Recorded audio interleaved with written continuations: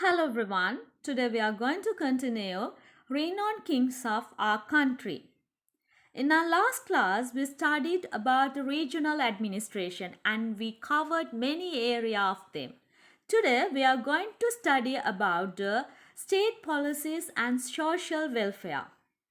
You know, children, when implementing state policies, kings of Anuradhapura era had paid particular attention to the following: protecting the country, maintaining law and order, enhancing economic well-being, and taking measures to uplift religion. Protecting the country. In protecting the country, the king's army and its commander and the head of the divisional administrative unit supported the king. The king's army consisted of fourfold forces we call in Sinhala Chaturangi Sena, namely elephant, cavalry, chariot, infantryman, like at as rear parbala in Sinhala. When Lankan kings designed cities, they were concerned about precautions of those cities. Anuradhapura city had been built following security precaution like constructing outer walls and gateways. Building fortresses and stationing guards were also done as a security precautions in resisting internal or external enemy attacks. Maintaining law and order. There have been a very effective legal system in the country during the Anuradhapura period. The legal system consisted of several types of law, including laws related to possessions of land, laws related to trade, laws related to agriculture and taxation, and criminal laws. The stone inscription in Wewal Katia, which belonged to the 10th century AD, is a very important source. This inscription records details of many laws and rules related to the administration of villages, like administration of villages called as a dasagam, and setting of criminal cases. During the latter part of Anuradhapura era, the king and top officials had granted certain person and organization special power, and the privilege and actions was taken to inform the public of them through the records made on Anthony Kanu. You know, children, Anthony Kanu are type of a stone inscription which contain records of royal grants, royal permissions. Economic well-being. The state policy of ancient Lanka was to maintain a righteous rule that enhanced the economic well-being of the country. The king of Anuradhapura era had shown a very keen interest in constructing tanks and irrigation system as they were essential for well-being of the public.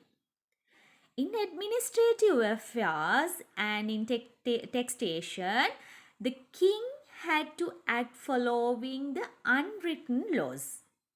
You know, children, unwritten law is the accepted policy that was adopted by the procedure of the king, and it is very important. There had been a very effective financial management policies during the region of the kings of Manavamma lineage.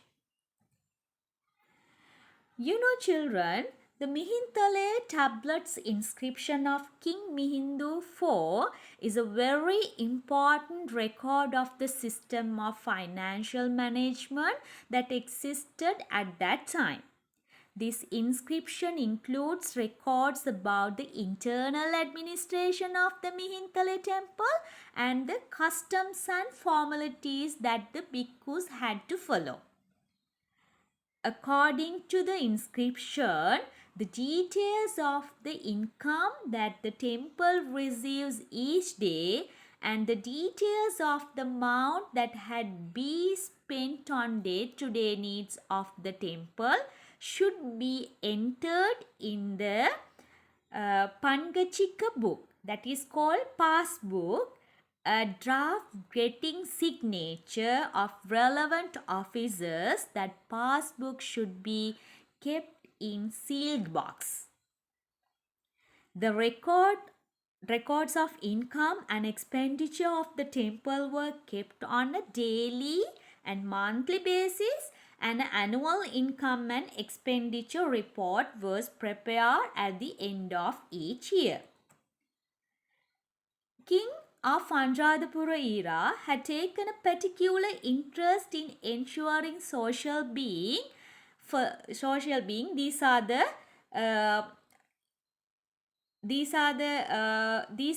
example for that. King Buddhadasa, he appointed one doctor for every 10 villages and established dispensaries. And King Upatissavan established hospitals and almsholes for the blind and sick. Also, King Udayavan, he established hospitals in Polonnaruwa Padaviya and offered land for generating income required for the maintenance of those hospitals. And King Kassapa V constructed hospital in Anuradhapura to treat patients suffering from epidemic diseases and establish dispensary in the cities. We'll see religious upliftment. The king who ruled the country after Buddhism had been introduced to the country acted for the betterment of Buddhism. Bhikkhus acted as an advisor to the government. There was an intense relationship between the king and the religion. The king took every possible action, including construction of temple, offering the lands to generate income for the maintenance of temples, and establishing a pirivanas for the promotions of education bhikkhus for the betterment of Buddhism. These are the things king was introduced to the religious upliftment.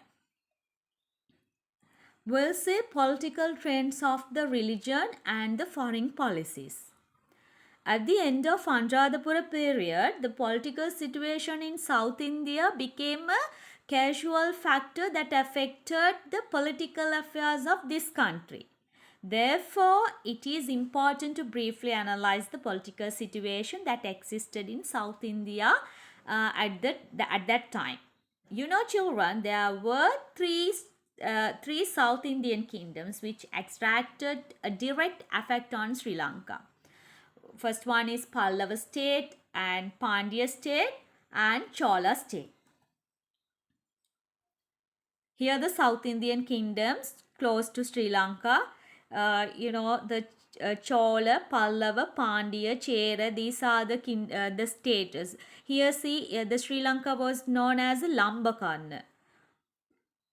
We'll see about the Pallava state. The Pallava state kingdom or Pallava state or as kingdom, it was located to the north of the land of the Chola kingdom in South India. Kanchipuram was the capital of Pallava kingdom. You know, children, Pallavas established the enormous imperial power of the first time in South India. By the 7th century AD, the Pallavas had established a very firm power which lasted till 9th century AD. And next state is Pandyan state. Pandya state was located very close to Lanka along this eastern coast of South India.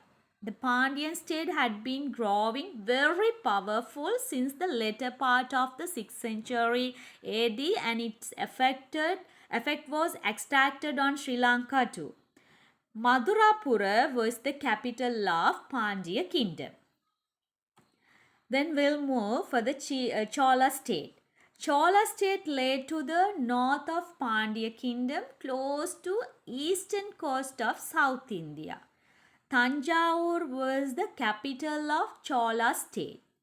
In 9th and 10th century ADs, the Cholas established a mighty state and gained imperial power.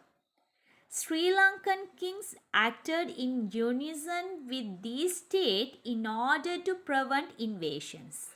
But, however, several South Indian invasions were launched against Lanka towards the end of Anuradhapura period to expand power between Indian state. By the time King Mihindu V, the central administration had gone weaker and internal conflicts had intensified. And because of some conflicts that took place during this time, King Mahindu V fled to Ruhuna for protection. Due to the weak political situation in the country, the Chola Emperor Rajaraja invaded Sri Lanka and captured many areas including Anuradhapura and Polonnaruwa in Rajarata. We call Anuradhapura and Polonnaruwa as the Rajarata civilization. Then they made Polonnaruwa their capital and ruled the Rajarata areas as a part of Chola Emperor. Anuradhapura kingdom which set the foundation for a proud and prosperous civilization for a long period, about 14th century, collapsed in 1017. King Vijayabahu I freed Rajarata from the Chola, which had been under Chola rule about 53 years, and restored the pride of Sri Lankan. So in our next class, we will learn about the King Vijayabahu the Great. So hope you understood this video. Have a nice day. Thank you for everyone.